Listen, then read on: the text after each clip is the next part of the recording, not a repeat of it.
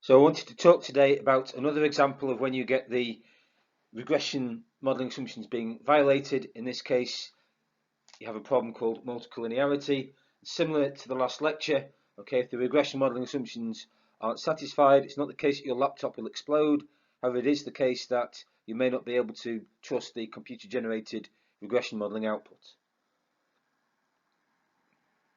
Okay, and beyond just the sort of theory side of things, I think these things are important for dissertations, because if you can check these regression modelling assumptions, you're very quickly beginning to push up against the limit of what you can reasonably expect MSc dissertation students to be able to do. Okay, so there's a sort of natural upper limit, I think, of what you can expect MSc students to do in the time available, and this rigorous checking of regression modelling assumptions is one of those very things.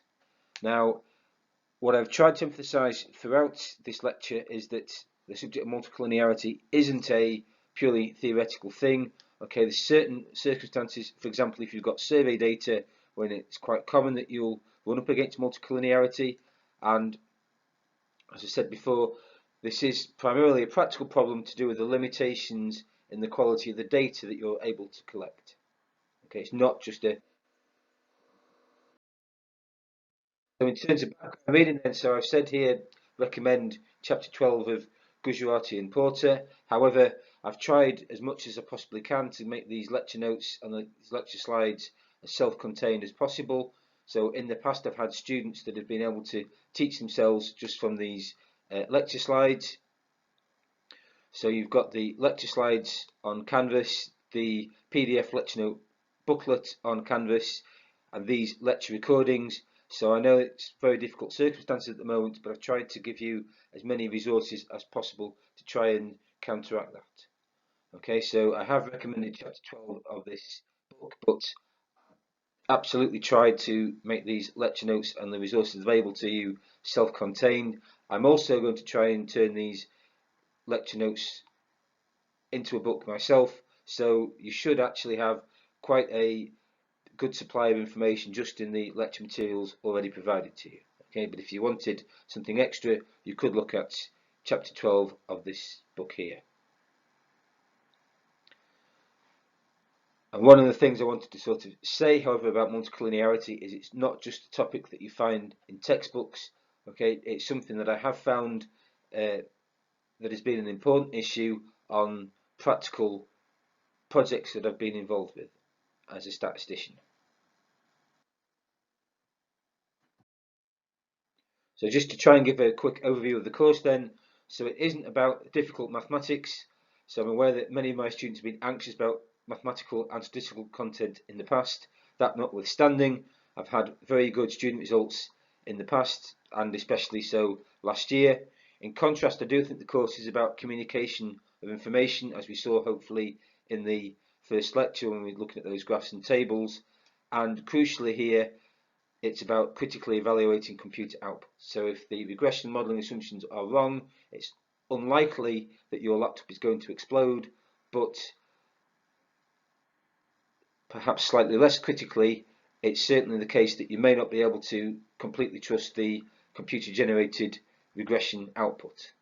Okay, and this is the central question that you're asking in this lecture and the previous last couple of lectures. Does your computer output and statistical model really do what you think it is? Okay, how can you be sure that you can actually trust the results that the computer is spitting back out at you?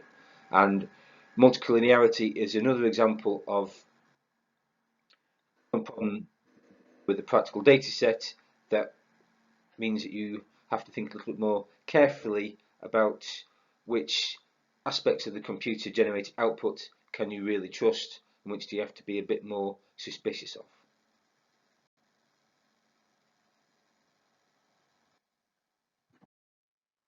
So one of the best things about multicollinearity is the name itself is revealing, and the very name multicollinearity does give you an indication of what's going on here. So this is deliberately named, and multicollinearity just refers to multiple linear relationships that are going on at the same time between the x variables. So the basic idea is this: if the x variables are themselves collinear, maths way of saying interrelated, it can then be hard to isolate the individual influences of these x variables upon y. Okay, so there's obviously some sort of relationship between the x variables and the y variables, but there's also interrelationships between these x variables themselves, and so there's just simply quite a lot going on. And if the x variables are then interrelated in this way, collinear, then it can be hard to exactly identify how each individual x variable impacts upon the y variable. Okay, and then I think there's arguably something else to bear in mind here. The larger your data set, probably the more complex the process. Okay, and again, with larger problems, expect things to be more and more complicated than these first simple regression examples that you see in lectures.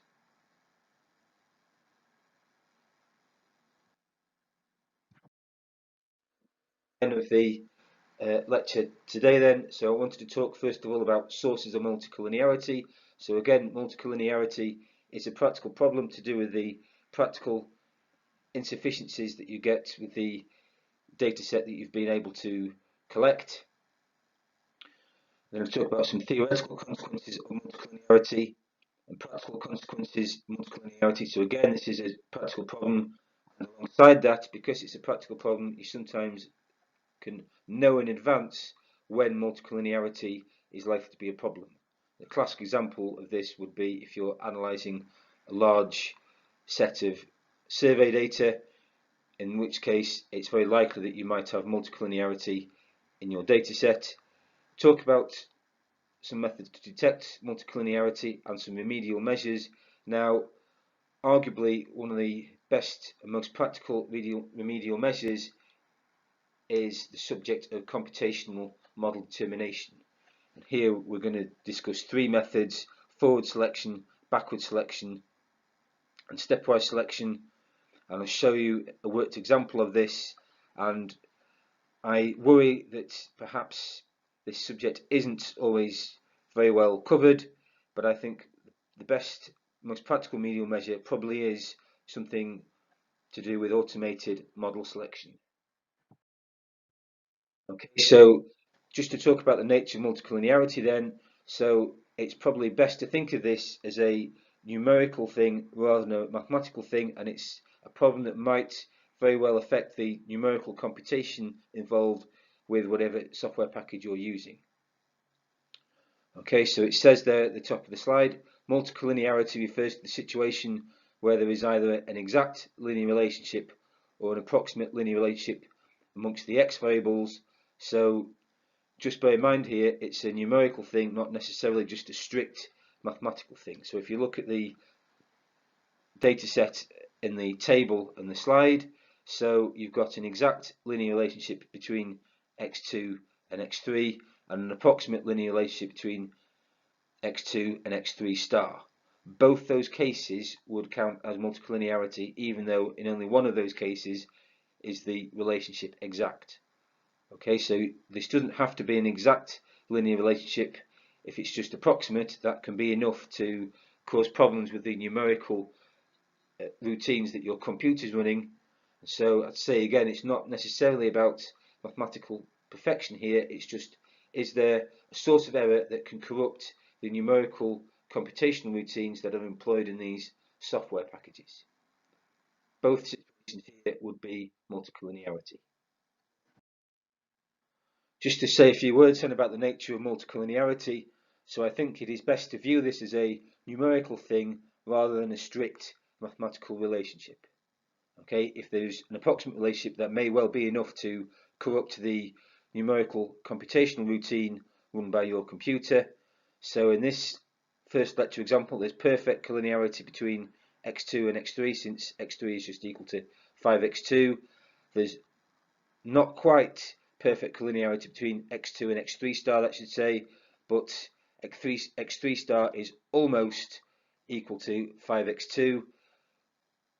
If you were sort of hadn't had your Weetabix and you couldn't see that x3 star was nearly 5x2, you could calculate the linear correlation between the two variables, which turns out to be very high, so it's not exactly equal to 1, but it is very high, 99 odd percent, both instances would qualify as multicollinearity. So you don't necessarily have to have an exact collinear relationship in order to have multicollinearity.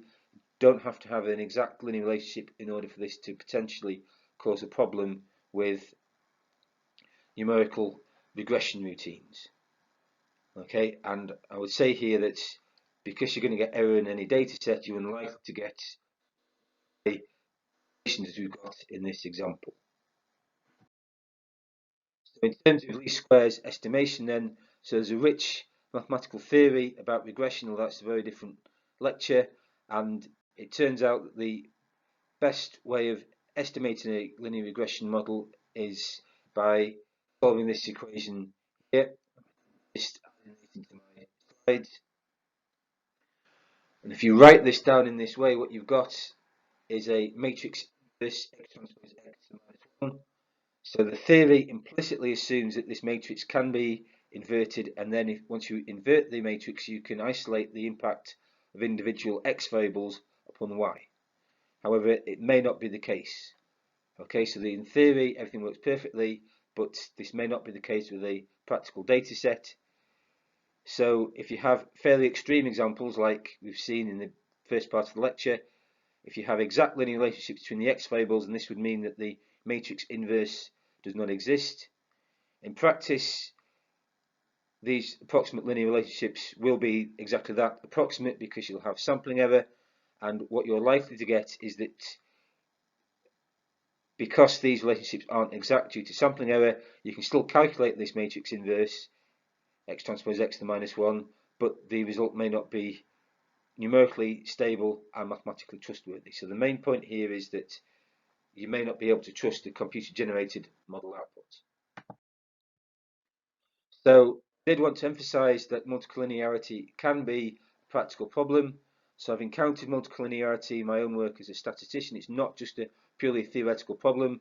I do remember working as a finance researcher and had some survey data to analyze, and there was a little bit of pressure as I was worrying that if I didn't make a success of the analysis, it's going to look like my own 8 years of studying mathematics and statistics at university will have been wasted.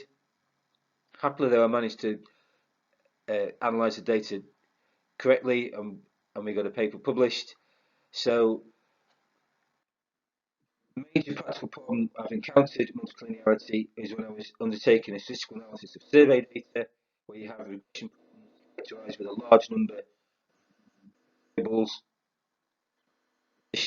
in the survey data that you're collecting. I've also done numerical examples when writing a statistics textbook. Okay, so it's natural to cover multicollinearity whenever you're teaching a subject like this. Okay, but at the same time, you can encounter this in a practical problem, especially if you're analysing something like survey data. And this is what I was trying to get across in these lectures, is that you often know in advance when you might experience multicollinearity. Classic example that I've been aware of is when you're analysing survey data. So I wanted to say a little bit more then about the sources of multicollinearity. So in each case, I think it's probably best to view this as multicollinearity is a practical problem, and it's inherently tied up to the imprecisions and inaccuracies and other faults that you've got in the data that you've actually been able to collect.